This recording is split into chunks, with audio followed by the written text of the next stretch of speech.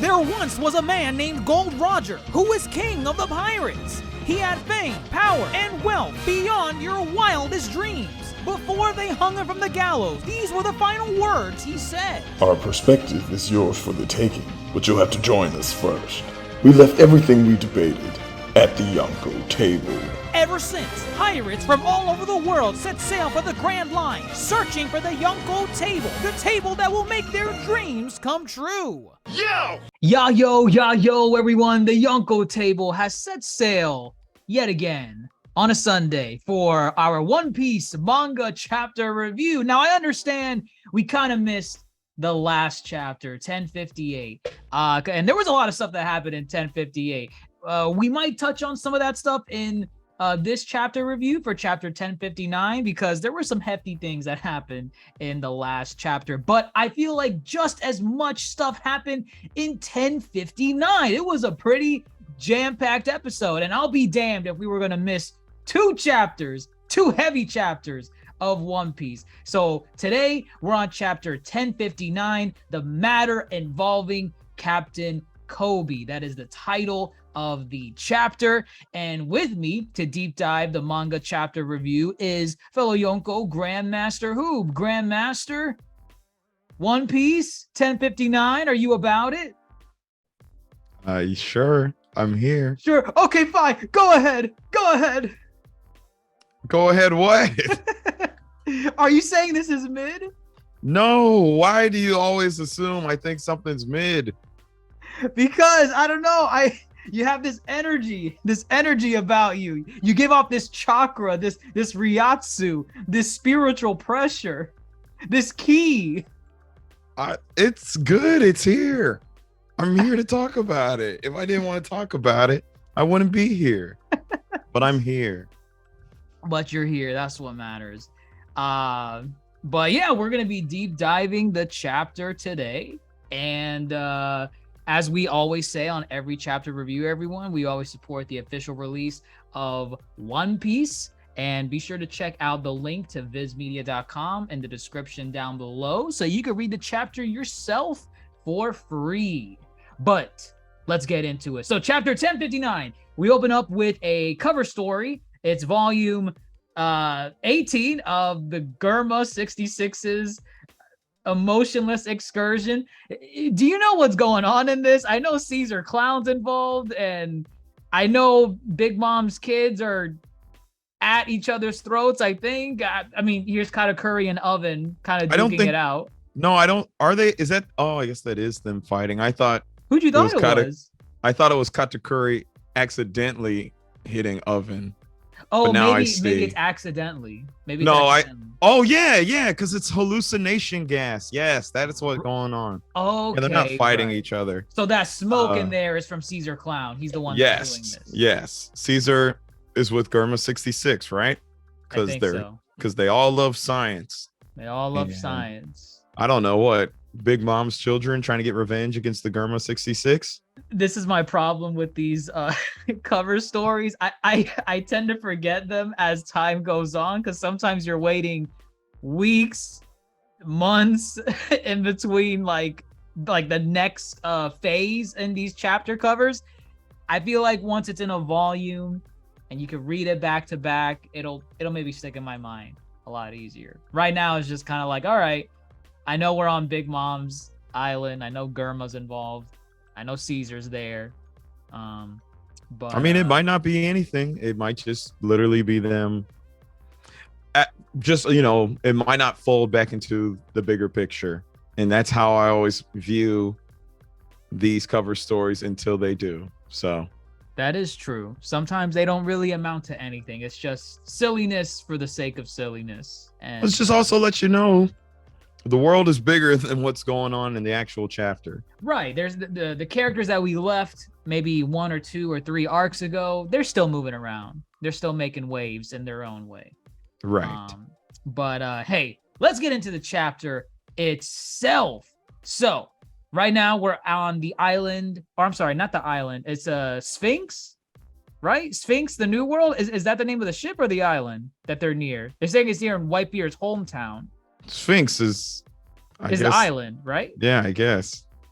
Right. And in comes Marco, and this is oh my god, Rue, right? This is Rue. That's the red. That's Red Force. That's Shanks' ship. That's Shanks' ship, but Shanks is not on this ship, is he? No, he's on the ship. He's just not in the shot. Why aren't they showing him? Or is this him in the back right here? Because this guy has like a black cloak over here. I think you're overthinking. He's on Shanks' ship. What? How are you on Shanks' ship and you don't show Shanks? They're just not showing Shanks. That's it.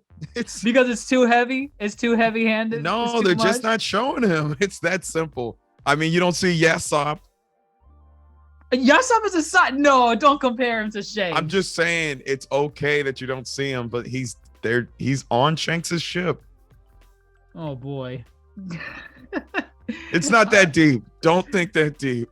We gotta deep dive every single panel. This panel I know, might but come it's back. not that deep. Shanks panel, is definitely there. This panel might come back in the final battle of Raftel. It could, but Shanks is there. To think he's not there, we literally just saw him on his ship. Why would he be anywhere else? Marco is at least here, right? Marco is here. We don't really see Marco too often. I know we've seen him a couple times. Do you recall the times that we've seen him? Isn't he just kind of like chiming in on people most of the time?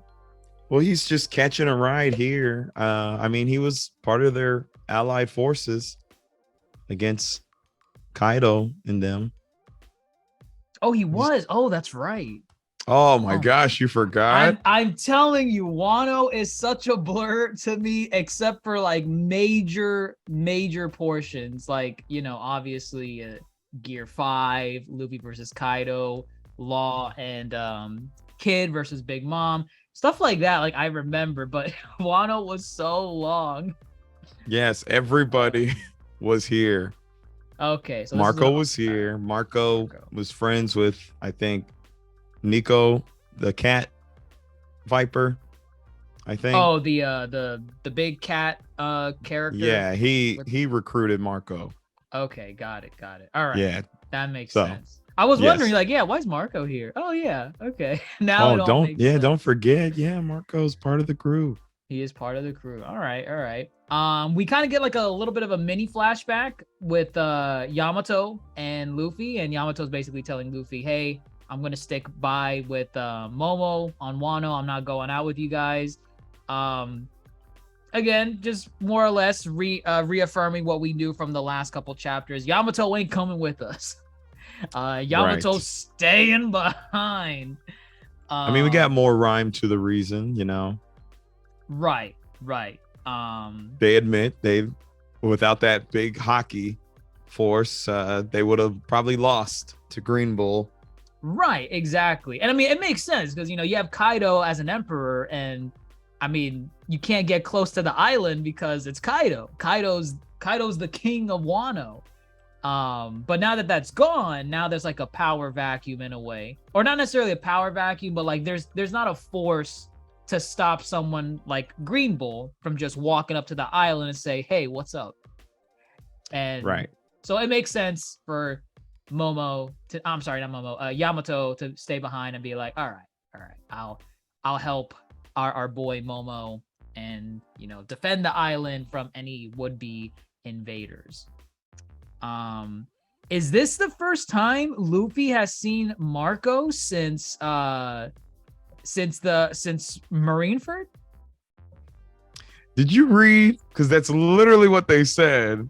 It is, but I'm like, wow, is it really that long that they've never interacted since then? When would they have interacted? I don't know. There was an alliance battle just now. I don't know. Against Kaido. And Luffy was running around doing whatever, you know. So I don't think they shook hands. That's great. I mean, well, they shook hands now. They're problem solved. Now they they go their separate ways. He thanks him. Right. He thanks him. He gives him his blessing as far as Ace would have been proud to see what you've done. And basically kind of a acknowledgement of I did the right thing helping you during the war and helping you here. Like, you're a good guy, Straw Hat. Yo, right? His thing, he says yo. Does he? Is that his shtick? No, you didn't read the other one. I guess he doesn't say it here. What other one? The unofficial release of the chapter. Oh, I think he you know says how yo a lot? Law says Ugibara ya. The who? Forget it. Just forget it. No, go ahead. Explain. People know what I'm talking. Law calls people like ya at the end of their names. He's like, Oh, Tony Straw Hat Ya. Yes. Oh, okay. Yeah. But what did you open up with? You said something else. Did you say it in Japanese and then say ya? No, at the end? Mark. Yeah, I said Ugibara ya. Oh my God, no! Like I was supposed to pick that up. How do you not know Ugibara ya? You don't What watch the hell is anime. Oogie? You sounded like you were saying the villain from. You know what? It's because you watch the Nightmare. anime. It's because you don't watch the anime. Ugibara. That's how you say. You know. That's how you say Straw Hat. Oh, that's what you're trying to say. Wow, you butchered bad. your. I didn't butcher it. pronunciation. Ugibara ya. Nah, you were saying the villain from Nightmare Before Christmas. No, I was not. Either way, what I was trying to say, Marco says yo at the end of his stuff, but I guess they didn't do it here. It's fine. Moving on. He says yo. He says yo. Where's the yo? I don't see it. There's no yo. Right. Because it's the maybe because he doesn't improper say it. translation. Improper from the official. Ooh, interesting. Right. We then shift gears to Amazon Lily, the island of women in the Calm Belt, and it looks like, based on the dialogue that we can read, it was recently attacked by men. What men those are, we don't know just yet. But we get to see BOA Hancock. When was the last time we saw BOA Hancock? Don't you dare say Wano. Don't you dare It's the war. Was it the war? That was the last time we saw her? Pretty sure, unless they did a little in a prominent role, I imagine. Yeah, the Paramount War. But did we ever like check in on her? Like, oh yeah, BOA Hancock, this is what she's doing right here. I don't think any of the warlords have ever been checked on up until the announcement that they were disbanded in like these recent chapters. You know, Mihawk, Kuma was rescued. Doflamingo's locked up. Right. Gecko Moria's, who knows? Oh yeah, we don't know what's with Gecko Moria, right? We don't know nothing. MIA. But yeah, this is first prominent appearance of Hancock since the war. Okay, it's good to check up on BOA Hancock. And from there we get another flashback. This chapter is filled with like a lot of mini flashbacks to you have the present timeline, and then the characters are talking about something that happened like maybe a couple days ago, a couple weeks ago, and then bam, you rewind the clock, and now you're jumping back and forth a lot, back and forth. So we rewind the clock again on Amazon Lily to a couple weeks earlier, and it looks like the Navy was attacking Amazon Lily, right? No, the Navy was trying to have BOA Hancock hand herself over, but they're not attacking. They're trying to like occupy, but they're not attacking. Someone else is attacking. Somebody else is I guess that. Okay, I guess they are that's attacking. owned by them. Yeah. I guess sure. So yes, the Navy. So this guy, he was a vice admiral. I'm surprised he's still a vice admiral. I mean, I recognize him. He's been around. Yamakiji. I don't remember if we've seen him before since because I know we saw him for the first time in Water 7 in Eni's lobby during the Buster call. He was one of the vice admirals that they sent out. Check out our deep dive of the Water 7 saga, all 5 parts at the Yonko table. But I'm just surprised like he's still a vice admiral. But I mean, it makes sense because the next step after vice admiral is admiral. So yeah, I mean, if you're good at your job, you're good at your job. You stay at vice admiral. So he's here, and they're sending out what looks like a new pacifistas. That's very interesting because pacifistas before were just right. Kuma clones. They were just Kuma. All of them were just Kuma clones, right? All of them were Kuma clones. Yes. And they all had the same shtick where they just shot like beams out of their mouth. Yes. Okay.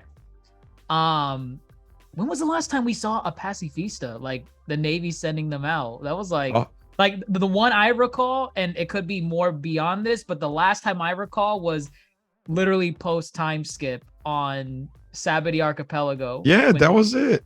That was the last time we saw a Kuma pacifista? Yes, because it was the whole how they couldn't defeat pacifistas before. Right.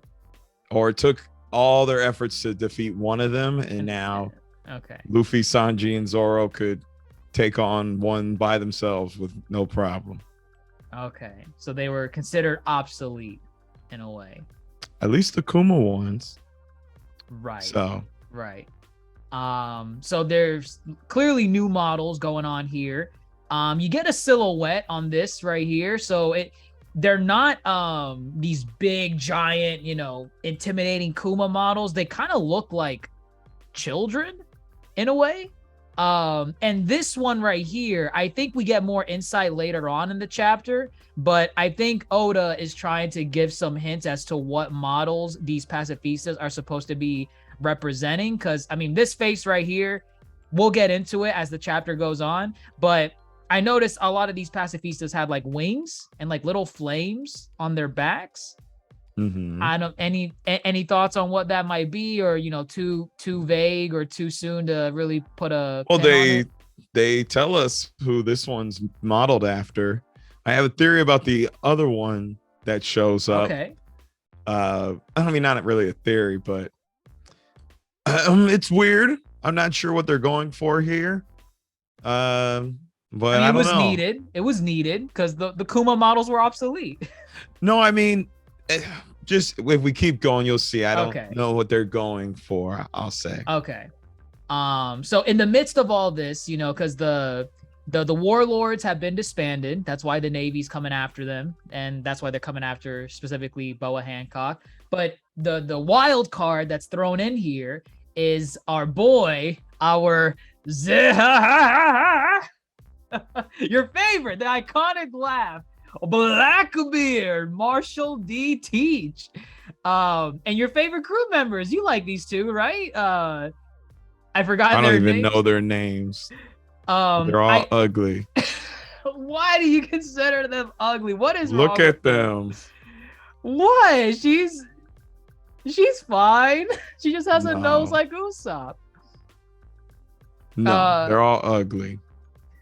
I feel like I think we've seen these characters before. They look very familiar. These are his later recruits. Right. These are not his, OG crew members. Right. I imagine your favorite being Burgess is, probably doing something else at this time. Maybe he's on the ship. I'm not worried about Blackbeard's crew. Other than the damage they're creating, I don't care about their characters or nothing. They all seem really bad. They're just bad people. They're evil. Well, maybe not. I don't know. No, they're kind of evil. They're kind of evil. I feel like they're chaos. They're chaos. Why they're sowing chaos, we still don't know the motivations of, well, at least the clear motivations of Blackbeard, at least yet. But some interesting dialogue here. I really like this scene. So you have his female compatriot right here saying that she just wants to go in and kill that pacifista. She wants to cut her head off. But Blackbeard says something very interesting. He says, she's saying she's trying to kill Hancock, not the pacifista. Oh, right. Okay, right. Yeah, you're right. Right here, Hancock. She wants to kill Hancock. That's right. You're right. Because Blackbeard is here for Hancock specifically. And he even says right here, she's all yours as long as I get those powers. So I think that was something that was alluded to with Blackbeard off screen, right? He was collecting devil fruits in a way, or he was stealing devil fruits from people. Well, I think he was killing them because I think the one they confirmed was Absalom from Thriller Bark. Thriller Bark. The Oh, what was with swordsman, Absalom? the swordsman on his crew has the Shiryu, whatever his name is, Shiryu. He has the clear fruit, which Absalom previously held. Oh, okay. So it is the understanding, if he now has that power, that means they killed Absalom. Right. No, yeah, it definitely has to be that. Because devil fruits inhabit, the bodies of living people, and the only way for one to go to another is, you kill the previous user. Or Blackbeard has this thing in mystery where we don't exactly know how he transfers devil fruit powers to this day. Remember during the Paramount War, he threw that cloak over himself and Whitebeard, and we don't know what he did exactly, but whatever he did, he somehow got the I think the Japanese name is the Gura no Mi, but basically Whitebeard's fruit, the Quake, the Quake fruit. So again, Blackbeard on his shtick yet again. He wants those powers from BOA Hancock, which is weird. I mean, I imagine he would want to. I imagine he's going to take it to give it to someone else. Can you imagine Blackbeard just getting the love fruit? And I don't think he's trying to take it for himself. I think he's trying to load up his crew and right, stock them with out. OP. Right. Yeah, right. Would he give it to, his only female? His only Katarina female? is her name. Katarina. Okay. Very much he could. But yeah, it just seems he's on a quest for power, and he's like, hey, that power, I really want it. It's really good. Let's go get it. Blackbeard is on a mission. He's been making waves, and I imagine he's gonna make even bigger waves as the series draws closer to its conclusion. But yeah, he's here for BOA Hancock. Koby's also on this island as well. He is also with the Navy, and he again reiterates with the goal of the Navy here is to not fight BOA Hancock. They're not here to kill her. They're not here to cause some little mini battle with the Amazons and the Navy. They just want her in custody. But, BOA Hancock, knowing where she came from with her backstory, like hell, they're gonna put any handcuffs or chains on her again. So good for BOA Hancock. Good for her. She's not letting no man put any cuffs on her. So that's really cool. But again, more greatness from BOA Hancock. And right here, this is something very interesting because Blackbeard notices another pacifista, and he specifically says, wow, it has white hair, brown skin, and black wings. Now, from what I recall, specifically darker skinned characters in One Piece, Zoro, of course I mentioned Zoro. Zoro fought King in Wano, and King had a mask on the entire time. You didn't really know what his face looked like until the mask got cut off, blasted off, whatever. I don't know if he ripped it off himself, but King was revealed to be, I think the term is Luminarian, basically a darker skinned individual, and yes, apparently Lunarian. And King had wings too, right? Did King have wings? Yes, King has wings.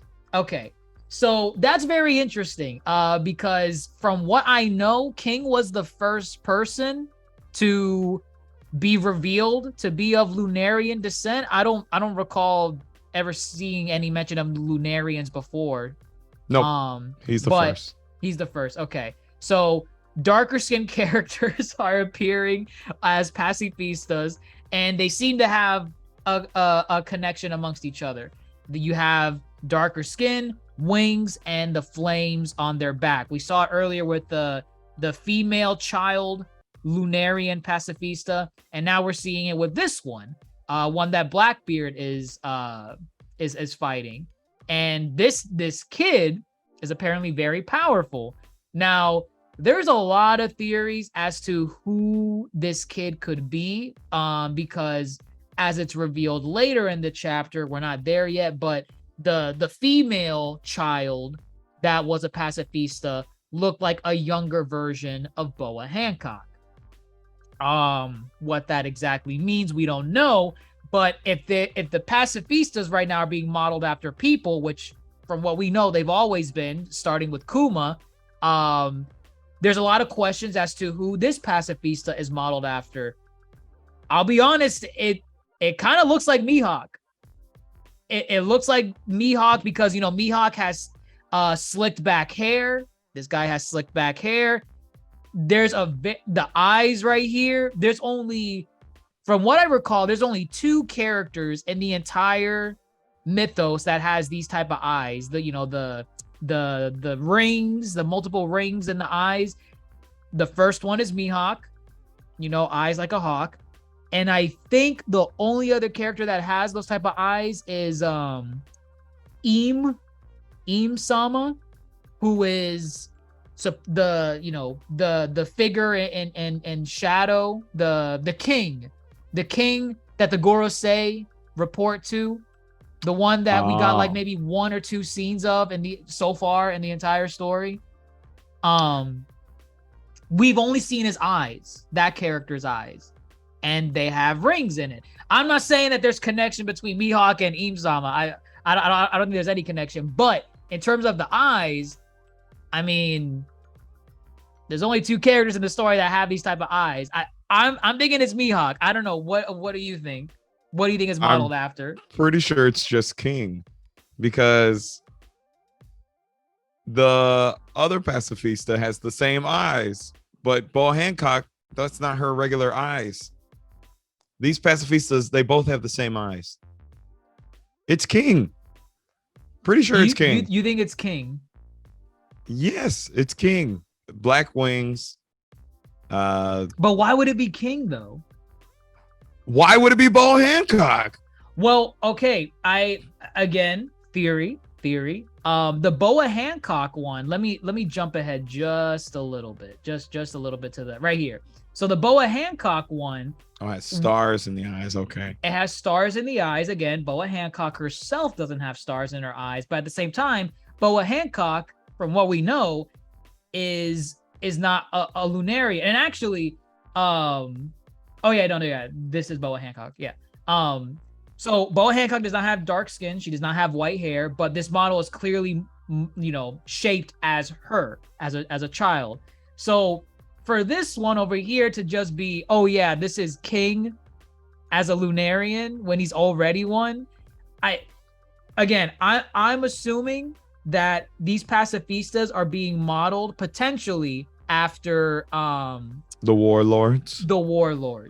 Right. As to how in the hell are they making childlike versions of the warlords, I don't know, but they have one of BOA Hancock, and the next obvious one that you could probably do, and again, look at this feat with the sword.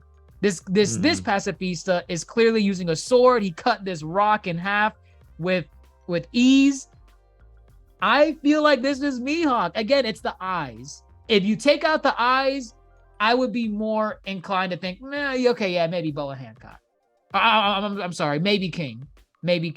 But even then, the BOA Hancock pacifista, it has nothing to do with BOA Hancock other than it looks like her, because of the snake earrings and the hair and whatnot. She's not. I think it's a sound theory. I mean, Kuma himself was a pacifista. The first pacifistas were made after Kuma. Who's to say the next set of pacifistas are not made after the other warlords? But the wings and the flame on the wings is a trait of the Lunarians. So did King have that when he fought Zoro too? Yes, the flame. Yes, King could. Okay. He was lighting his sword on fire, making and manipulating fire the whole time. Okay. I'm interested to see what's the deal with Lunarians. Why do they want pacifistas modeled specifically after them? And why childlike figures for the warlords. I'm sorry. Yeah, for the warlords so far, for the pacifistas. I don't know. So some good stuff. There's a plot thickening. It is thickening. It is thickening. But yeah, Blackbeard's actually having trouble with this model. The King X Mihawk model, it's making him bring out his hockey. It's hurting him. So then he brings out the black hole. I like Blackbeard's voice. I just love it. So yeah, Blackbeard starts whipping out his devil fruit. BOA Hancock is using her love fruit, her slave arrow, takes out Vice Admiral Yamakiji with practically zero effort. Like it's almost like it's nothing. This is a Vice Admiral. Vice Admirals are really, they're supposed to be like literally the step right below Admiral, and we know how powerful Admirals are. BOA Hancock just one-shotting the Vice Admiral. We have Helmeppo here. No one cares about Helmeppo. But Koby's the only one that's not affected by any of this. Oh, he did get hit, right? Well, I thought he was in the middle of all this, wasn't he? Or he didn't get hit. He's right down there. No. Yeah, he's right here. I'm just surprised, here's Helmeppo that got hit, but I don't know. I guess Koby has his priorities straight. He does not get swayed by the love fruit. The beauty. The beauty, exactly. And that fruit immobilized Blackbeard's crew as well. Katarina's immobilized, and so is his Vasco shot. Vasco shot. I was gonna call him Discount Usopp, but all right. He looks nothing like Usopp. Are you kidding me? Look at that. What's that right there? What's that? That does not make you Usopp. That nose is a defining trait of Usopp. That nose is too wide. I guarantee you, once this battle between the Straw Hats and the Blackbeard Pirates eventually happens, they're gonna see this character and be like, Usopp, is that you? No, and it's gonna be a gag. It's gonna be just like with Kaku. It's gonna be a gag. They will not. I guarantee it. But anyways, you get this scene right here. Bam. Blackbeard closes the gap with BOA Hancock, and he basically deactivates her devil fruit powers with his devil fruit powers. And we get an update on the bounties for these characters, because I don't think we've seen the bounties for Blackbeard or BOA Hancock. Well, Blackbeard in the time skip, I don't think we've ever seen his bounty. For BOA Hancock, I don't think we've ever saw her bounty since before the time skip. I don't think we ever knew her bounty.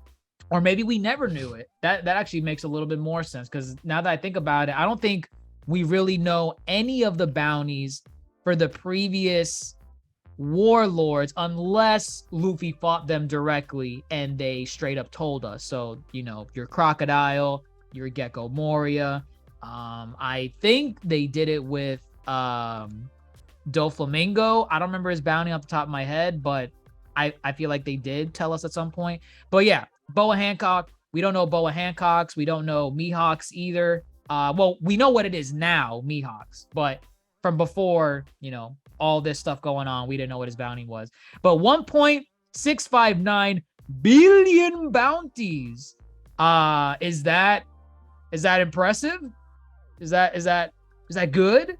Is that a good bounty for Hancock? I don't know. Everybody's been breaking 1 billion as of late, so I guess. Blackbeard's a little more impressive. Oh, 3.996. I think he's just below Shanks. I think Shanks is the only. Is he 4 billion? Yeah.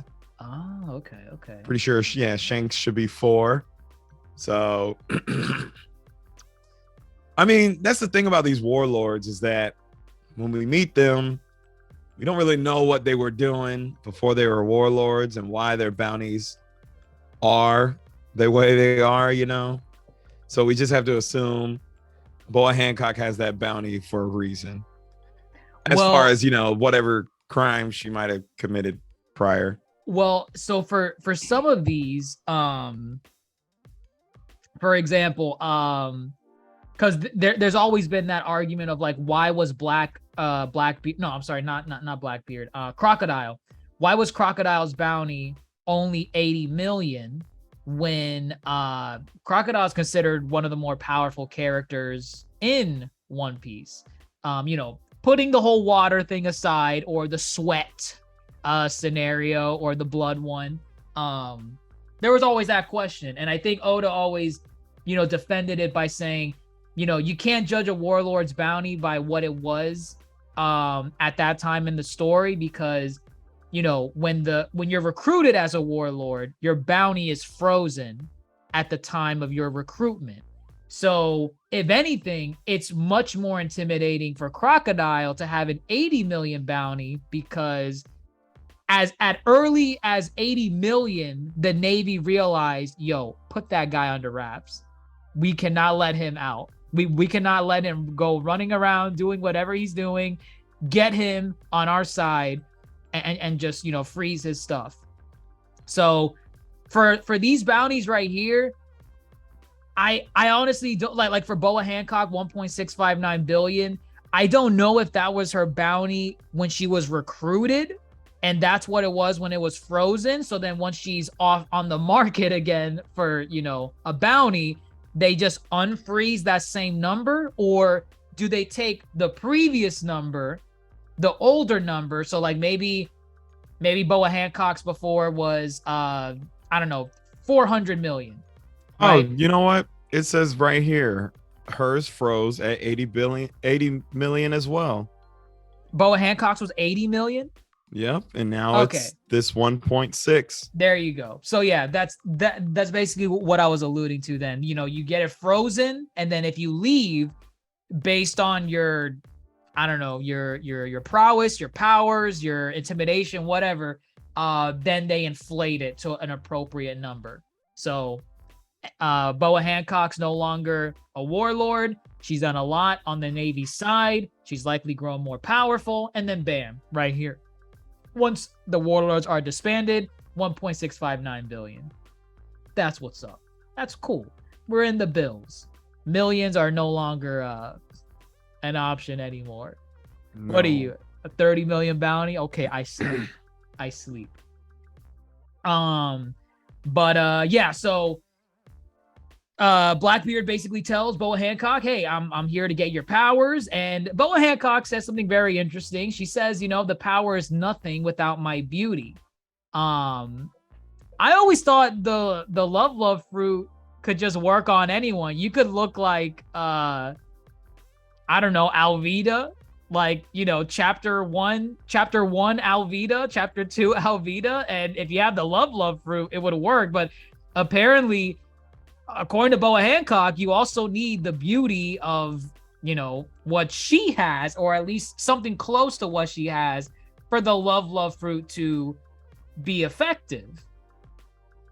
I think that, I don't know. I feel like that's kind of lame, because I would, assuming Blackbeard was going to take her devil fruit, I think it would be kind of funny if he gave a fruit like that to Katarina over here.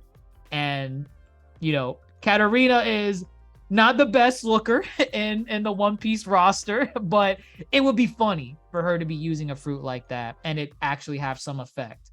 But according to BOA Hancock, it wouldn't have any effect if she were to eat it.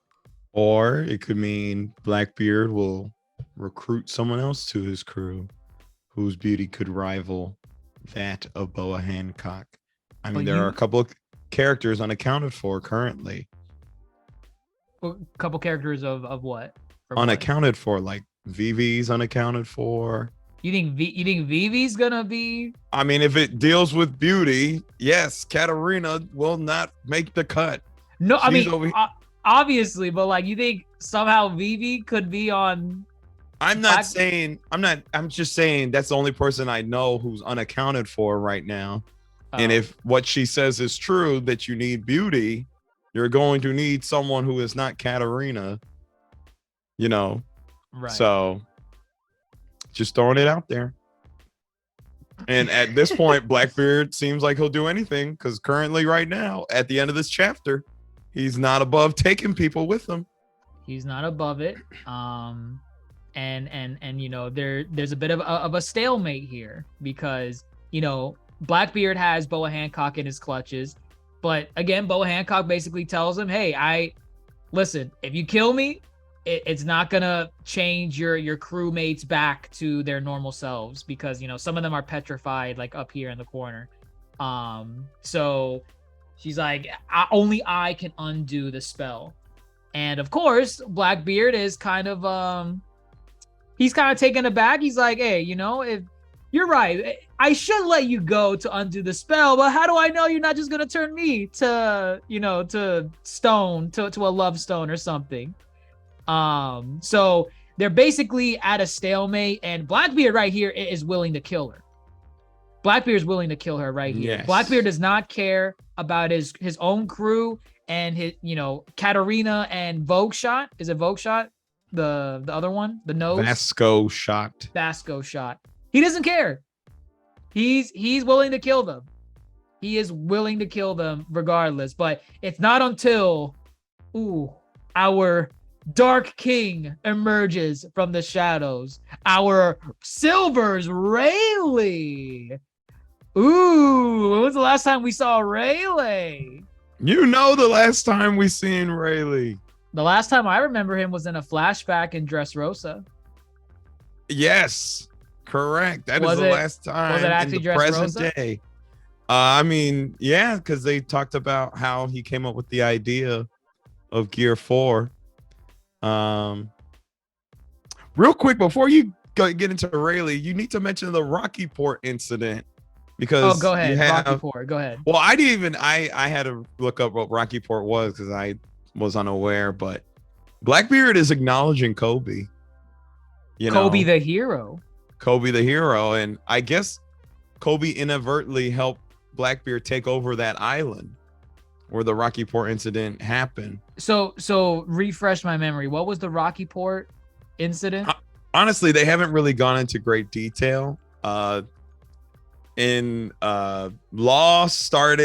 instigated this thing with a former rocks pirate on this island.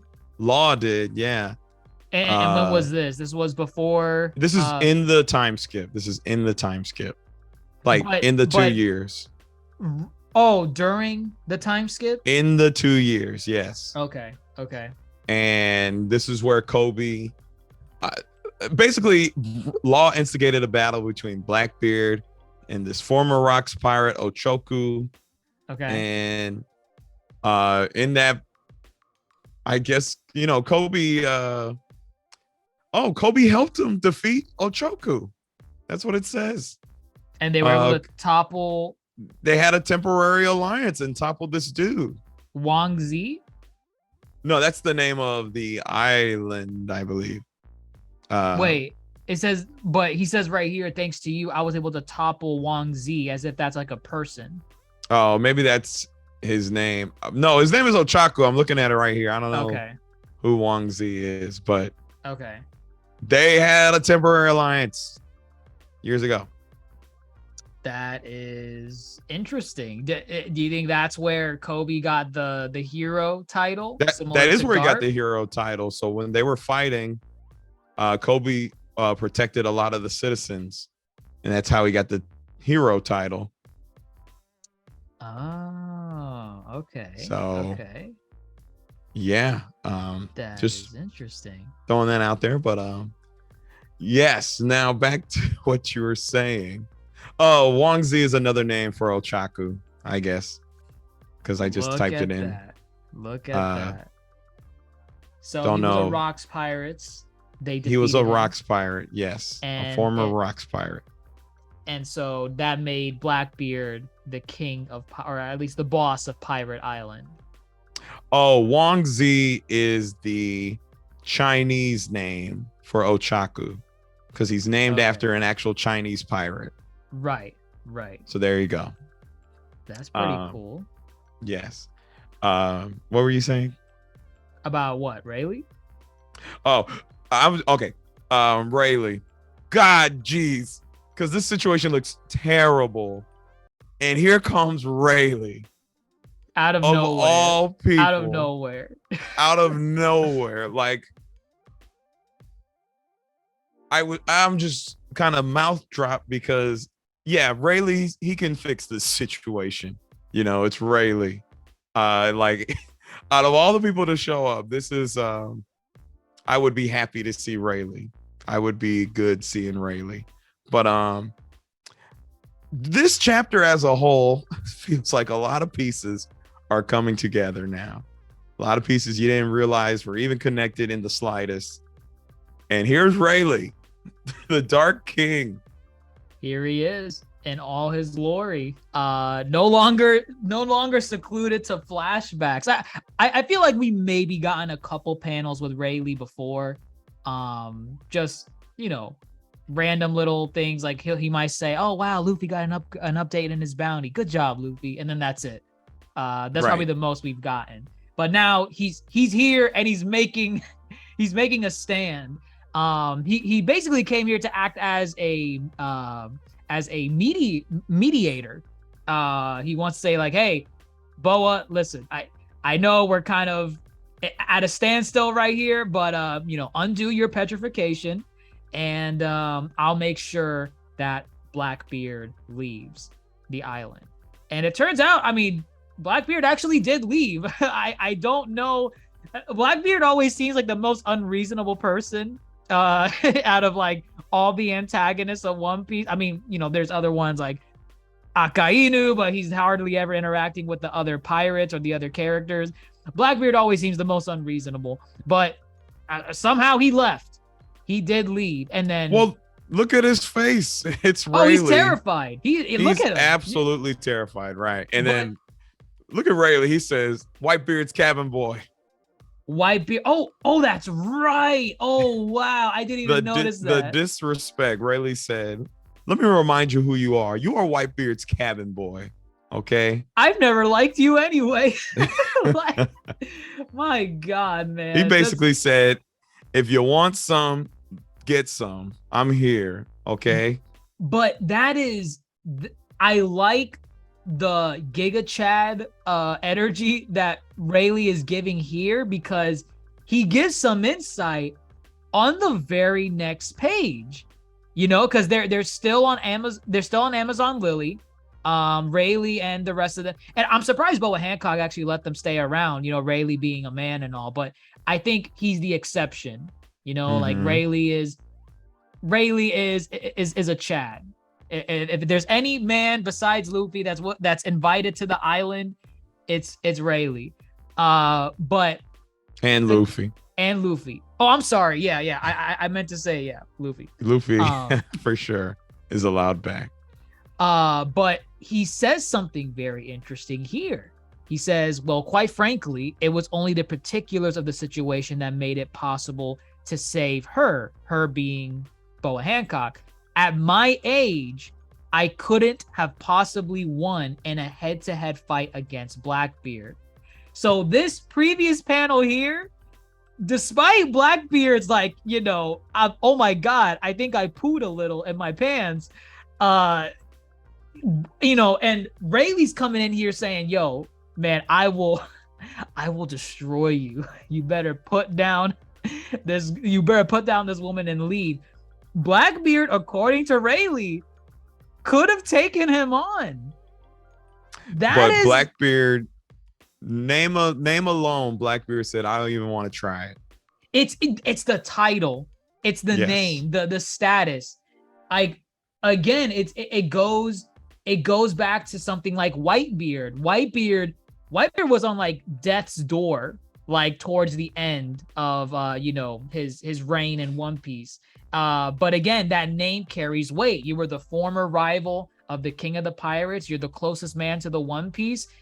That name is still very powerful. And of course, he had a lot of power to back that up. But yeah, I just thought this was kind of cool. Rayleigh is in here, Giga Chad energy saying, "Blackbeard, get out." But he could have lost a full-on fight against Blackbeard. And Blackbeard, was more confident in his abilities to take on just someone that's beyond the name of Rayleigh. He could have taken on Rayleigh. I think that's kind of cool. And it's awesome. It's very, very awesome. It goes to show, like, hey, Rayleigh's coming close to, I wouldn't say his end. I mean, very well, Rayleigh could die at some point in the story. Maybe in the final battle, maybe he bites the big one as a sacrifice to save Luffy, or I don't know, just anyone. I don't know.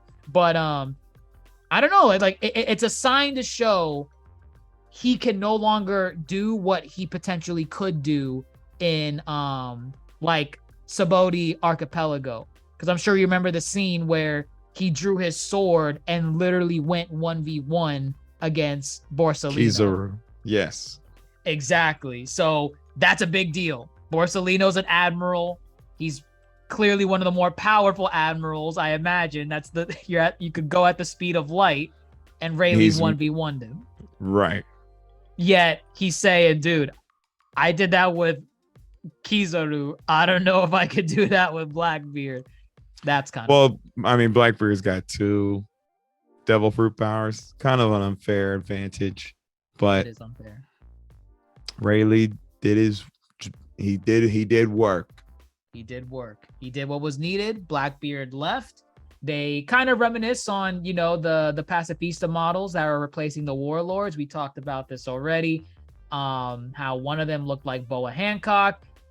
Again, I feel like the new models, specifically because they're models so far that are based off of people in the government's custody or people that were in the government's custody. So, like, for example, Kuma was a warlord. They modeled the pacifistas after him. We got new pacifista models with BOA Hancock. She was previously a warlord. I would like to think the other male child was potentially Mihawk, but we probably need a closer look at the character to get a confirmation. But I'll go ahead. You skipped over Shaky. Shaky, do you see her title? Shaky? That's her nickname, Shaky. Oh, yeah, I never really got this character. What's her deal? Like, she's married to Rayleigh. She's married to Rayleigh. Yes, her and Rayleigh are married. Ah, okay, because we saw her first in the Archipelago arc, yes, right? She owned the bar. Yes. She owned the bar, right. But look at her title. This is why Rayleigh's allowed on the island. Oh, former captain of the Kuja Pirates? She's the former empress of Amazon Lily. Oh, wow. I need to home in on some of these. Which means, oh, I know, because they were slaves. I was about to say. Oh, you were gonna say that that they're maybe the parents? BOA Hancock. Yeah, oh, yeah. Hell but no. No. They. I don't think they ever talked about their parentage. Just they're like slaves from childhood. So. Right, I think so. And actually that probably explains the whole Rayleigh situation where he's allowed on Amazon Lily, one of the former empresses. He's with her, so of course he's allowed to stay there. Otherwise, they would have kicked him off. Yeah, most likely.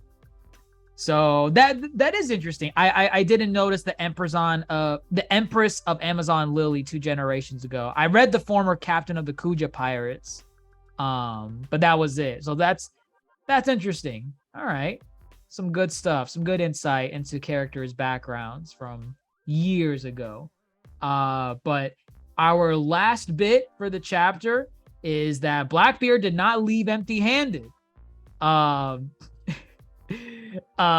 He left with the hero of the Rocky Port incident, Captain Koby. And we don't know what the circumstances are. We don't know why. We don't know if Koby just willingly left with them for, to, I guess, investigate what the Blackbeard pirates are doing. We don't know if, I mean, Rayleigh did come as a mediator, so maybe he said something like, hey, let BOA Hancock go. You see that Navy guy right there? I hate the Navy. You could take him. and Kobe's like, boy, no, what the hell? I don't want to go. I don't know. We don't know. We don't know the circumstances. We don't know if he was taken against his will, if he went willingly. Maybe it was willingly, I would think, because... I would think it was willingly. I don't think Rayleigh would just offer up Kobe, you know. Right. Yeah, no, I would think it's willingly. I think Kobe's being a hero, but To minimize, the death count, because he was telling people to stop fighting. And he wanted his men to be turned from unstoned, so Right. I think he was willing to put his life on the line. But I don't know. It's not looking good for Kobe. I don't think I think he understands what could be in store for him. It's the Blackbeard Pirates. They're kind of ruthless. They've been nonstop. Well, so considering, he's with them, what could they even do to him or with him? Like what? Like Blackbeard's whole shtick is getting these powerful pirates, getting these powerful devil fruits, and just amassing this strong crew. I don't know what he's gonna do with a Navy man like Koby. Like I don't think he's gonna torture Koby. That's just, I don't know. I feel like that's out of Blackbeard's character. Not saying he may not be one that does it, but from what we've seen of him, I can't imagine him just saying, all right, I want a punching bag on my ship, and he's beating up Koby just for fun. I don't see that. So what could he possibly be doing with Koby? I think he's a bargaining chip for whatever, Oh, okay. I can see that. Maybe use him against the Marines, use him against Luffy. Oh, you know what?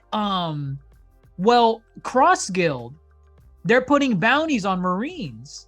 Oh, I'm definitely Maybe Koby has a bounty for however much, and this is Blackbeard saying, hey, that's a pretty good amount. And that's kind of Blackbeard's shtick too. They were bounty hunters before, just collecting on people's bounties.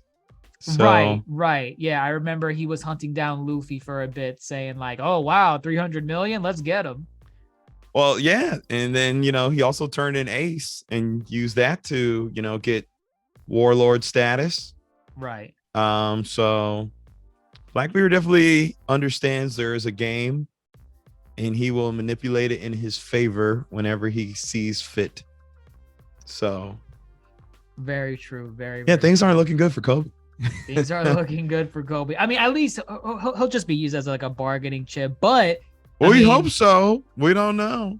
Right. You know what? Now that we talked about it, I feel like that's the most likely scenario, because otherwise, what are they going to use Koby for? I don't know. Like experimentation for like devil fruit transfer. I don't know. Don't give Koby a devil fruit, please. Koby's cool without a devil fruit. Yeah, that's basically the chapter of 1059. Again, a lot of stuff happened here. You got new pacifista models. You have them modeled after the new like species or race, whatever you want to call it, of these Lunarians. I don't know if they're from the moon or not. It has lunar in their name. And they were introduced in Wano. So that's really cool. Yeah, Blackbeard, crapping his pants with Rayleigh. Dark King Rayleigh is like the peak of the chapter, because it's like, dude, when does he ever show up? Like this, Right. This is like Shanks showing up on Marineford and stopping the war from continuing. He literally stopped it. Same with Rayleigh right here. He stopped the fight between the Blackbeard pirates, the Navy, and the Amazons. So I think this was a pretty bomb chapter. And I think there'll be a chapter next week as well. There's no break. So we'll get 1060 next week, and we'll see where we leave off. Yeah, I think as of late, we've been getting a lot of let's catch up with the world, see what's going on elsewhere in the world outside of Wano. I think we're getting a lot of setup here. Something big's about to happen. Yeah, like I feel like a lot of the recent chapters have been like that. You get the first 2 pages with like the Straw Hat. And the Straw Hats are technically not even in this chapter. They're in flashbacks between interactions with other characters. So there's not a single page of present day stuff happening where the Straw Hats are like part of the chapter. Yes, they're in flashbacks, but they're not in any present day material in the chapter. So there is a lot of setup going on.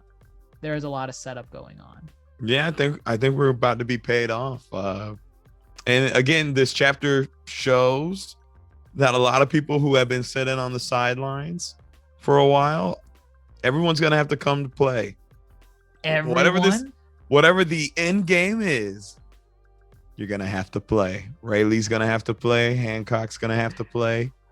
That chess piece that's just sitting in the corner that hasn't moved for like 300 chapters. Who knows who else could, be forced to come out of the shadows and be a participant in what's about to happen. Something huge is about to happen. Don Krieg will make his return. I have a theory about all the people from the East Blue Luffy beat are teaming up and East Blue Alliance. Yes, they're just one crew now. I truly think that we could see something like that. So what? That would be Don Krieg. I think Arlong's in Impel Down. He is in Impel Down. But Kuro, and Don Krieg, that's it. Maybe they'll go to Buggy. Maybe they'll go to Buggy. Remember us? We're East Blue brethren. They'll be like, hey, we want to join the guild. I think we're going to see a lot of familiar faces in these upcoming chapters. That or would be whatever funny. this arc is. Whatever this arc is. That would be funny to see Don Krieg, who got his ass handed to him upon entry in the Grand Line, to come back in New World and like even make it to New World. Like, goodness, that would be fun. Funny. But yeah, there you have it, folks. There's our breakdown of chapter 1059 of One Piece. You can read the chapter for yourself if you want on vizmedia.com. Link for that in the description down below. Let us know what you all think. Is One Piece making waves? What are your thoughts on the new Pacifista models? Are you excited to see Dark King Rayleigh return? What do you think Blackbeard's doing with Koby? Is he going to use him as like a bargaining chip for Cross Guild and turn in his bounty? There's a lot of questions presented, and I feel like Oda is doing a fantastic job really setting up the board for what this final saga is going to be. I feel like a lot of the chapters so far have been, let's set the game pieces. The Blackbeard Pirates are over here. Dark King Rayleigh's doing this over here. Cross Guild's over here in the corner. Every chapter so far has been laying out the playing field. We don't even know what arc is coming next right now. We don't know what island the Straw Hats are going to. My thoughts are they're going to where Cross Guild is, wherever Buggy's, crew is. They could be going somewhere else as well, for all we know. But it would be something else if we got to see, Yonko versus Yonko on starting off the final saga. Start off strong. But yeah, there you have it, folks. Let us know your thoughts and share us around. We're on YouTube, Apple Podcasts, Twitter, Spotify, Instagram at the Yonko Table. Give us a like, give us a shout out, let us know your thoughts, and stay tuned for more. With that, everyone, I'm your Yonko host, Dr. Jace Attorney, fellow Yonko Grandmaster Hoop, signing off. Take care.